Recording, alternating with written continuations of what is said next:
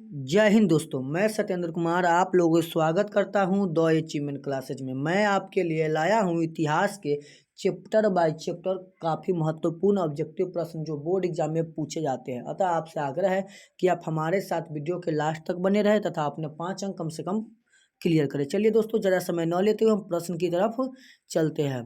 Chapter 1 हमारा है इतिहास में यूरोप में राष्ट्रवाद। तो पहला प्रश्न हमारा दोस्तों, इटली तथा जर्मनी वर्तमान में किस महादेश के अंतर्गत आते हैं? ऑप्शन ए उत्तरी अमेरिका, ऑप्शन बी दक्षिणी America, option C Europe, option D पश्चिमी एशिया। तो इटली तथा जर्मनी वर्तमान में किस महादेश के अंतर्गत आते हैं? तो यूरोप महादेश के अंतर्गत आते हैं। किसके? ऑप्शन बी, ऑप्शन सी हमारा आंसर हो जाएगा यूरोप। प्रश्न संख्या 2 हमारा है दोस्तों, फ्रांस में किस शासन वंश की पुनर्स्थापना वियना कांग्रेस द्वारा की गई थी? फ्रांस में किस शासन वंश की पुनर्स्थापना वियना कांग्रेस द्वारा की गई थी? हैब्सबर्ग, आर्लिया वंश, बुर्बो वंश, जार शाही। तो फ्रांस में बुर्बो वंश की पुनर्स्थापना वियना कांग्रेस द्वारा की गई थी। ऑप्शन सी हमारा आंसर हो जाएगा। दोस्तों प्रश्न संख्या 3 हमारा है, मेजनी का संबंध किस संगठन से है? ऑप्शन ए लाल सेना, option B Carbonari, option C Philiki हेंटाडिया, ऑप्शन डी डायट। तो मेजनी का संबंध जो है दोस्तों हुआ है कार्बोनरी से। ऑप्शन सी, ऑप्शन बी हमारा आंसर हो जाएगा कार्बोनरी। प्रश्न संख्या 4 हमारा है, इटली तथा जर्मनी के एकीकरण के विरुद्ध निम्न में कौन था? ऑप्शन ए इटली तथा जर्मनी के एकीकरण के विरुद्ध निम्न में कौन था? Option A England, option B रूस, option C Austria, option D Prussia. तो इटली तथा जर्मनी के एकीकरण के विरुद्ध में कौन था? तो वह था ऑस्ट्रिया। ऑप्शन सी हमारा आंसर हो जाएगा। प्रश्न संख्या दोस्तों 5 हमारा है, काउंट काबूर को विक्टर इमैनुअल ने किस पद पर नियुक्त किया था? ऑप्शन ए सेनापति, ऑप्शन बी फ्रांस के में राजदूत, ऑप्शन सी प्रधानमंत्री, ऑप्शन डी गृह मंत्री। तो दोस्तों 5 का हमारा आंसर हो जाएगा ऑप्शन सी प्रधानमंत्री पर। प्रश्न संख्या 6 हमारा है दोस्तों, गैरिबाल्डी पेशे से क्या था? ऑप्शन ए सिपाही, ऑप्शन बी किसान, ऑप्शन सी जमींदार, ऑप्शन डी नाविक। तो दोस्तों ऑप्शन सी का हमारा आंसर हो जाएगा, गैरिबाल्डी पेशे से क्या था? तो नाविक था। ऑप्शन डी हमारा आंसर हो जाएगा। प्रश्न संख्या 7 की तरफ हम चलते हैं दोस्तों, जर्मन राइन राज्य का निर्माण किसने किया था?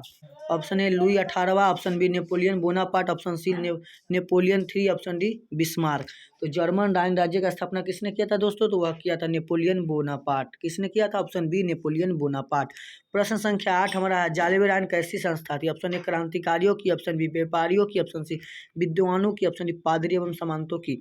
तो दोस्तों जालिब राइन जो थी वह किसकी संस्था थी? तो वह व्यापारियों की संस्था थी। ऑप्शन बी हमारा आंसर हो जाएगा। प्रश्न संख्या 9 हमारा है, रक्त एवं लौह नीति का अवलंबन किसने किया था? Option A Mazzini, option B Hitler, option C Bismarck, option D William one. तो दोस्तों रक्त एवं लौह नीति का अवलंबन किसने किया था? तो दोस्तों किया था बिस्मार्क ने। ऑप्शन सी हमारा आंसर हो जाएगा। प्रश्न संख्या 10 हमारा है दोस्तों, फ्रैंकफर्ट की संधि कब हुई थी? ऑप्शन ए 1864 में, ऑप्शन बी 1866 में, ऑप्शन सी 1870 में, ऑप्शन डी 1871 में। दोस्तों फ्रैंकफर्ट की संधि जो हुई थी वो 1871 में हुई थी। चलिए दोस्तों प्रश्न संख्या 11 की तरफ हम चलते हैं।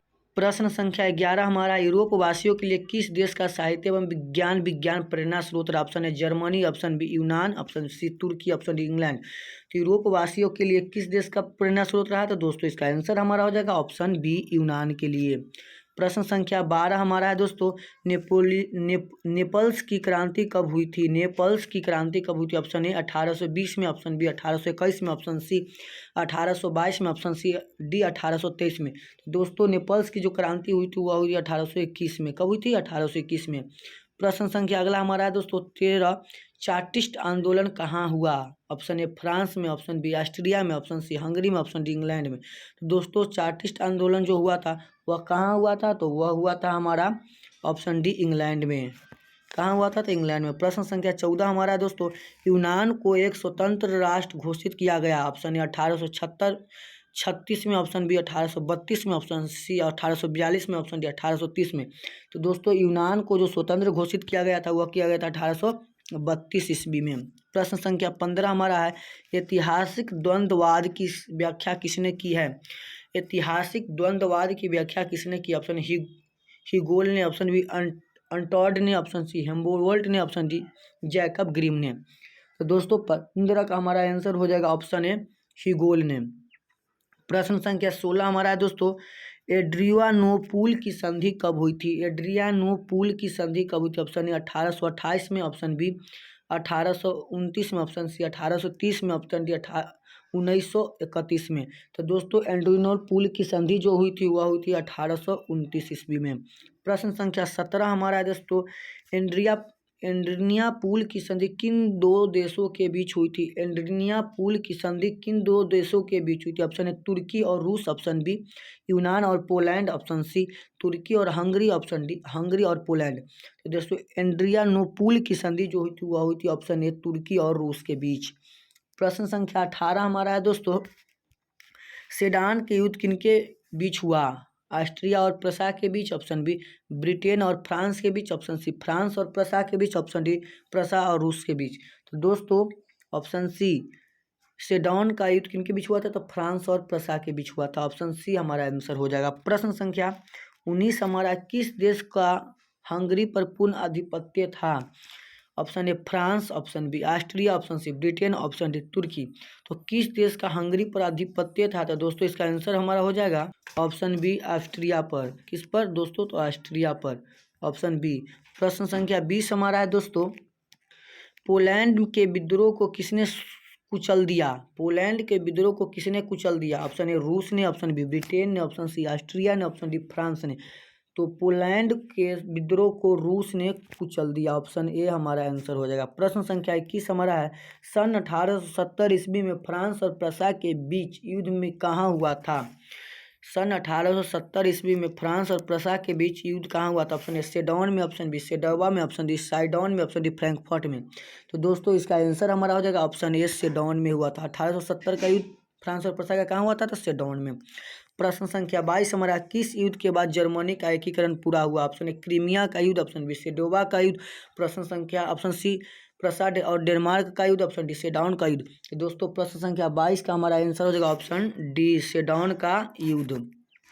प्रश्न संख्या 23 हमारा, यंग यूरोप का संस्थापक कौन था? Option A Mazzini, option B Garibaldi, option D Victor Emmanuel, option D Mussolini.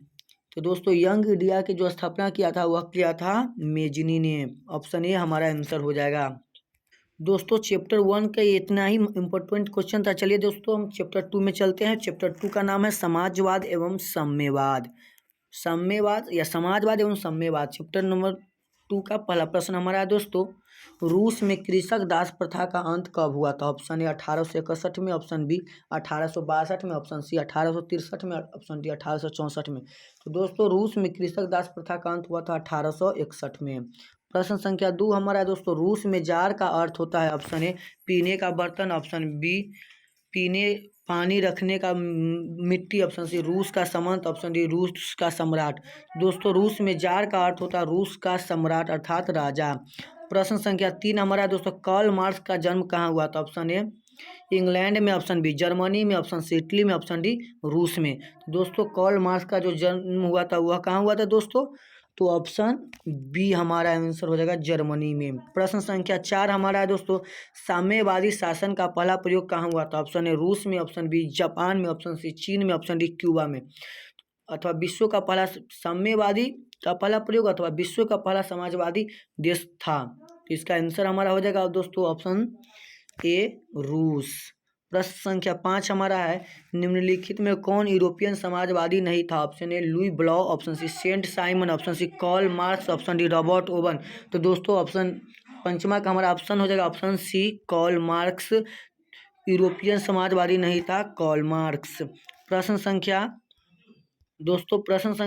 6 हमारा, वार एंड पीस की रचना किसने किया था? ऑप्शन ए कार्ल मार्क्स ने, ऑप्शन बी टॉल्स्टॉय ने, ऑप्शन सी ट्रोस्टॉकी ने, ऑप्शन डी जेम्स ने। दोस्तों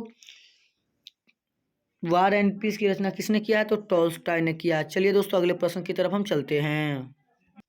दोस्तों प्रश्न संख्या 7 हमारा, बोल्शेविक क्रांति कब हुई? ऑप्शन ए फरवरी 1917 में, ऑप्शन बी नवंबर 1917, ऑप्शन सी अप्रैल 1917, ऑप्शन डी 1905 ईस्वी में। तो दोस्तों बोल्शेविक क्रांति कब हुई थी? तो नवंबर 1917 में हुई थी, ऑप्शन बी हमारा आंसर हो जाएगा। प्रश्न संख्या 8 हमारा, लाल सेना का गठन किसने किया था? ऑप्शन ए कार्ल मार्क्स ने, ऑप्शन बी स्टालिन ने, ऑप्शन डी ट्रोस्टकी ने, ऑप्शन डी करेंस्की ने। तो दोस्तों लाल सेना का गठन जो किया था वह ट्रोस्टकी ने किया था, ऑप्शन सी हमारा आंसर हो जाएगा। प्रश्न संख्या 9 हमारा दोस्तों, लेनिन की मृत्यु कब हुई थी? ऑप्शन ए 1921, ऑप्शन बी दोस्तों प्रश्न संख्या 9 हमारा है लेनिन की मृत्यु कब हुई थी? Option A 1921, option B 1922, option C 1923, option D 1924। तो दोस्तों लेनिन की जो मृत्यु हुई थी वह हुई थी 1924 में। प्रश्न संख्या 10 हमारा है दोस्तों,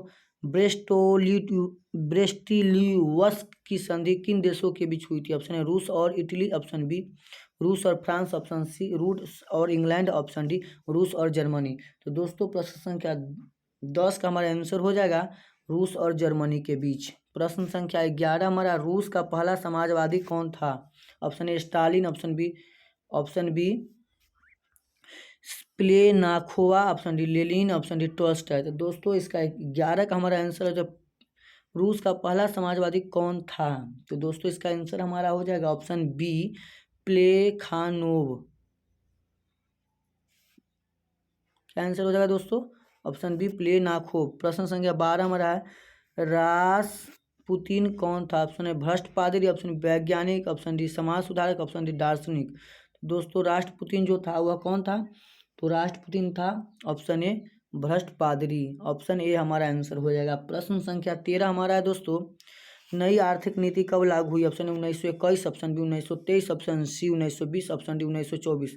तो दोस्तों नई आर्थिक नीति कब लागू हुई? तो वह हुई थी ऑप्शन ए 1921 में लागू हुई थी। प्रश्न संख्या 14 हमारा है, दास कैपिटल किसकी रचना? Option A Engels, option D Dostoevsky, option D Tolstoy, option D Karl Marx. दोस्तों दास एंड कैपिटल किसकी रचना है? तो वह है कार्ल मार्क्स की। प्रश्न संख्या 15 हमारा, रूस के सम्राट को क्या कहा जाता है? Option A pharaoh, option B czar, option C राजा, ऑप्शन डी रीजेंट। तो रूस के सम्राट को जो कहा जाता है वह कहा जाता है जार। प्रश्न संख्या 16 हमारा है दोस्तों, मजदूर दिवस कब मनाया जाता है? ऑप्शन ए 1 अप्रैल, ऑप्शन बी 1 मई, ऑप्शन सी 15 अप्रैल, ऑप्शन डी 8 मार्च। तो दोस्तों मजदूर दिवस मनाया जाता है हमारा ऑप्शन बी 1 मई को। प्रश्न संख्या 17 हमारा है, अंतर्राष्ट्रीय महिला दिवस कब मनाया जाता है? ऑप्शन ए 4 जून, ऑप्शन बी 1 दिसंबर, ऑप्शन सी 15 अप्रैल, ऑप्शन डी 8 मार्च। तो अंतर्राष्ट्रीय महिला दिवस मनाई जाती है 8 मार्च को। ऑप्शन डी हमारा आंसर हो जाएगा। प्रश्न संख्या 18 हमारा है, समाजवादियों की बाइबल किसे कहा जाता है? ऑप्शन है दास कैपिटल को, option B war and peace को, ऑप्शन सी स्पार्क को, ऑप्शन डी कम्युनिस्ट घोषणा पत्र को। तो दोस्तों 18 का हमारा आंसर हो जाएगा दास कैपिटल को। प्रश्न संख्या 19 हमारा है, कार्ल मार्क्स ने किसके साथ मिलकर कम्युनिस्ट पार्टी घोषणा पत्र प्रकाशित किया था? ऑप्शन है जेन, option B Dostoevsky, option Trotsky, ये दोस्तों गलत लिख चुका है, Trotsky, option D Engels, option D Tolstoy. दोस्तों इसका आंसर हमारा हो जाएगा ऑप्शन 19 का ऑप्शन हो जाएगा हमारा ऑप्शन सी आंसर एंजिल्स। प्रश्न संख्या 20 हमारा है दोस्तों, जार निकोलस द्वितीय की पत्नी जरीना किस देश की राजकुमारी थी? Option A Italy, option B France, option C Britain, option D Austria. तो दोस्तों जार निकोलस द्वितीय की पत्नी जरीना जो थी वह कहाँ की थी? तो वह थी ब्रिटेन की। प्रश्न संख्या 21 हमारा, साम्यवादी घोषणा पत्र के लेखक थे? Option A Leo Tolstoy, option B Trotsky, option C Lenin, option D Karl Marx एवं एंगल्स। तो दोस्तों 21 का हमारा आंसर हो जाएगा ऑप्शन डी कार्ल मार्क्स एवं एंगल्स। ऑप्शन डी हमारा आंसर हो जाएगा। चलिए दोस्तों अगले प्रश्न संख्या 22 हमारा, निम्नलिखित में से किसे साम्यवाद के संस्थापक के रूप में माना जाता है? दोस्तों option A Lenin, option B Stalin, option C जेडोंग्स, ऑप्शन डी कार्ल मार्क्स। तो दोस्तों 22 का हमारा आंसर हो जाएगा, किसे साम्यवाद के संस्थापक के रूप में माना जाता है? तो कार्ल मार्क्स को माना जाता है। ऑप्शन डी हमारा आंसर हो जाएगा। प्रश्न संख्या 23 हमारा है, दास कैपिटल का प्रकाशन किस वर्ष हुआ था? ऑप्शन ए 1848 में, ऑप्शन बी 1864 में, ऑप्शन सी 1867 में, ऑप्शन डी 1823 में। तो दोस्तों दास कैपिटल का जो प्रकाशन हुआ था वह हुआ था ऑप्शन सी 1867 ईस्वी में। प्रश्न संख्या 24 हमारा है, रूस की बोल्शेविक क्रांति का नेतृत्व किसने किया था? ऑप्शन ए करेंस्की ने, ऑप्शन बी ट्रॉट्स्की ने, ऑप्शन सी लेनिन ने, ऑप्शन डी स्टालिन ने। तो दोस्तों रूस में की बोल्शेविक क्रांति के जो नेतृत्व किए थे वह किए थे लेनिन ने। किसने किए थे? तो लेनिन ने। ऑप्शन सी हमारा आंसर हो जाएगा लेनिन। प्रश्न संख्या 25 हमारा, खूनी रविवार किसे कहा जाता है? ऑप्शन ए 1888 ईस्वी के रविवार को, ऑप्शन बी 1889 ईस्वी के रविवार, ऑप्शन डी 1905 ईस्वी के रविवार को, ऑप्शन डी इनमें से कोई नहीं। तो दोस्तों खूनी रविवार जो हुआ था 1905 ईस्वी में हुआ था, जो दिन था रविवार। चलिए दोस्तों, उम्मीद करता हूँ कि यह सभी प्रश्न आपको शानदार तरीके से समझ में आया हो। तब तक के लिए धन्यवाद, मिलते हैं अगले वीडियो में। उससे पहले आपसे आग्रह है कि इस वीडियो को ज़्यादा से ज़्यादा अपने दोस्तों में शेयर करें तथा इस चैनल को सब्सक्राइब करना ना भूलें। मैं आपके लिए ऐसी इसी प्रकार सभी सब्जेक्ट के चैप्टर बाय चैप्टर ऑब्जेक्टिव तथा सब्जेक्टिव प्रश्न लाता रहूँगा, जो बोर्ड एग्जाम में काफ़ी महत्वपूर्ण है। धन्यवाद।